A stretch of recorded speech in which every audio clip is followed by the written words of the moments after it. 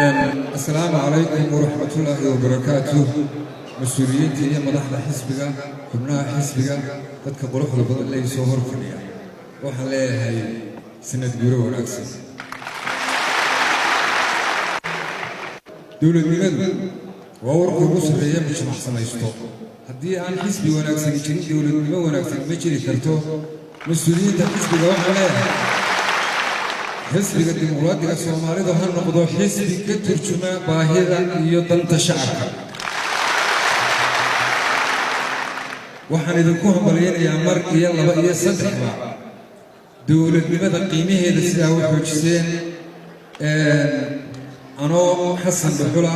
oo magacayga ku hadlaya oo ka shacabka Soomaaliland ku hadlaya oo ka shacabka Soomaalida ku hadlaya oo ka shacabka dawladda ku hadlaya waxaan idin leeyahay